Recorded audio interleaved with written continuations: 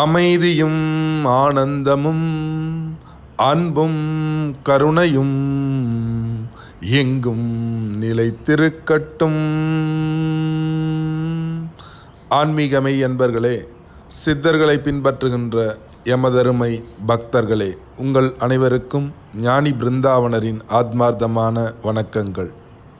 2015 ஆடி அமாவாசை அன்று ஞானி பிருந்தாவனர் ஞானபீடம் தொடங்கி சிறிது காலங்கள் சித்தர்களின் ஆன்மீக இரகசியங்கள் என்ற தலைப்பிலே சிற்சில சத்சங்கங்கள் தொடர்ந்து வழங்கப்பட்டது.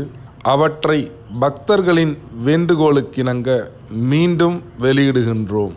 ஞானி பிருந்தாவனர் ஞானபீடத்தை தொடர்பு கொள்ள 00919443399023 00919433999023 என்ற எண்ணை தொடர்பு கொள்ளவும்.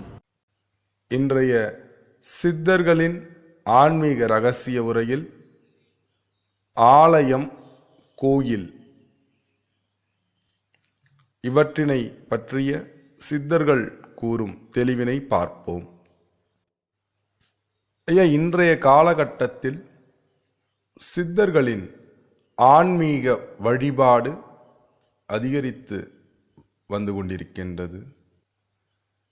அதனால் இன்று சித்தர்கள் கூறும் ஆலயம், கோயில் அவற்றினை பற்றிய விளக்கத்தினை நீங்கள் அனைவரும் தெரிந்து கொள்ள வேண்டும்.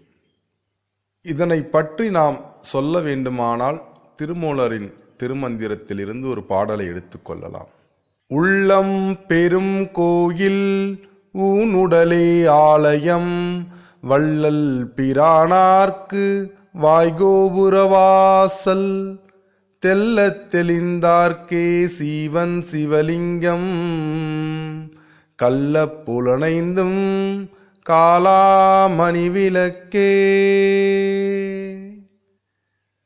இந்த ஒரு பாடலை வைத்து ஆலயம், கோயில் இவற்றின் உண்மை நிலைகளை பார்ப்போம். நாம் வெளியில் கோவில் என்று செல்லும் இடத்தில் இருக்கக்கூடிய அமைப்புகளும் மனித உடலின் அமைப்புகளும் ஒன்றே. மனித உடலின் அமைப்பை கொண்டுதான் மகான்கள் அன்று ஆலயத்தின் அமைப்புகளை நிர்ணயித்தார்கள். மனிதனின் ஆண் உடலின் அமைப்பே சைவ வழிபாடாக சொல்லக்கூடிய சிவபெருமானின் ஆலயத்தின் அமைப்பு. பெண் உடலின் அமைப்பே விஷ்ணு வழிபாடாக சொல்லக்கூடிய வைணவம் பெருமாள் கோயிலின் அமைப்பு. இந்த ரெண்டு கோயிலுக்கும் பார்த்தீங்கன்னா ஏகப்பட்ட வித்தியாசங்கள் உள்ளது. கொடிமரம் பலிபீடத்தின் அமைப்புகளிலிருந்து சிவபெருமானின் இடது பக்கத்தில் அம்பாள் சன்னதி இருக்கும். வைணவ ஆலயங்களில் பெருமாளின் வலது பக்கத்தில் தாயார் சன்னதி இருக்கும். ரெண்டு ஆர்கிடெக்டுக்கும் பார்த்தீங்கன்னா பெரிய டிஃப்ரெண்ட் உண்டு. இந்த இடத்தில் கோயில் என்று சொல்லக்கூடிய நாம் வழிபடக்கூடிய எந்த ஒரு வழிபாடு நிலைகளும் நம்முடைய உடலினையும் உடலின் அமைப்புகளையும் அதில் சக்தி நிலைகள் எங்கெங்கெல்லாம் உள்ளது இந்த உடலில் என்பதைத்தான் வெளியில் கோயிலாக வைத்தார்கள். கோயில் என்ற வார்த்தைக்கு இன்னொரு அர்த்தத்தினை பார்ப்போம். கோ என்றால் பசு என்று ஒரு அர்த்தம் உள்ளது. பசுமாடை கோமாதா என்று அழைப்பார்கள். அதன் காரணம் என்னவென்றால் சகலவிதமான தெய்வங்களும், இந்த உலகத்தில் எத்தனை தெய்வங்கள் இருக்கின்றதோ அத்தனை தெய்வங்களும் பசுவினுள் கோமாதாவில் இருக்கு அப்படின்னு சொல்லுவாங்க. இந்த உலகத்திலே ஒரு அற்புதமான ஒரு படைப்பு பசுமாடு தான். ஏன்னா பசுமாட்டோட கழிவு கூட மிகப்பெரிய மெடிசன், கோமியம் பெரிய மெடிசன், பசுமாடிடும் சாணம் மிகப்பெரிய மெடிசன். இதை ஆதி காலத்திலிருந்து பயன்படுத்தி வருகின்றார்கள். அப்போ இந்த பசுவினுள் எல்லா தெய்வங்களும் உள்ளது. அதைத்தான் திருமூலர் சொல்கின்றார், உள்ளம் பெரும் கோயில்.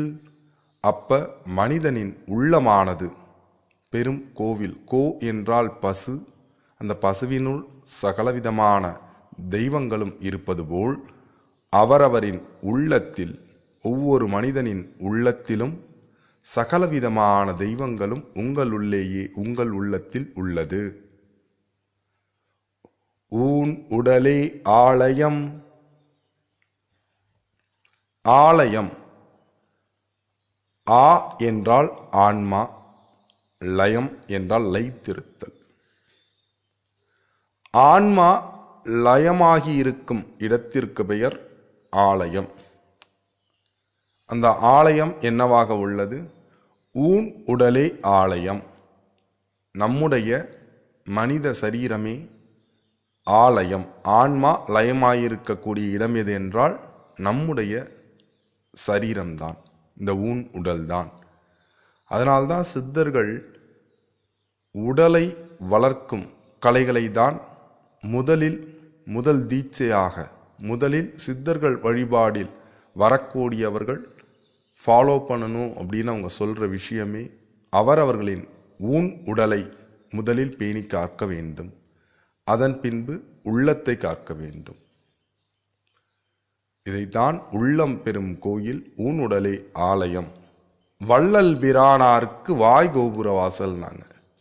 வாய் என்றால் நாம் பேசக்கூடியது மட்டுமல்ல. எத்தனை வாயில் உள்ளது தெரியுங்களா மனிதனுக்கு? மலம் சோறும் 9 வாயிற் குடிலை, அப்படி என்று திருவாசகம் அற்புதமாக சொல்கின்றது. 9 ஓட்டைகள் உள்ளது. இந்த 9 ஓட்டையுமே வாயில்தான். இந்த இடத்துல நல்லா புரிஞ்சுங்க. வள்ளல் பிரானாருக்கு வாய் கோபுர வாசல். 9 வாயும் கோபுர வாசல் தான். இந்த உன்னதமான நிலையினை உணர்ந்து கொள்ளுங்கள். முதல்ல வெளியில் இருக்கிற கோயிலில் போய் எந்தெந்த இடத்தில் என்னென்ன சிலைகள் வைத்திருக்கின்றார்கள் வழிபாட்டிற்கு, அப்படி என்பதை தெரிந்து கொள்வது தவறல்ல. ஆனால் சித்தர்கள் உங்களை அத்துடன் நிறுத்தி கொள்ள சொல்லவில்லை. இந்த ஊன் உடலே ஆலயமாக உள்ளது. இந்த உள்ளமே மிகப்பெரிய கோயிலாக உள்ளது.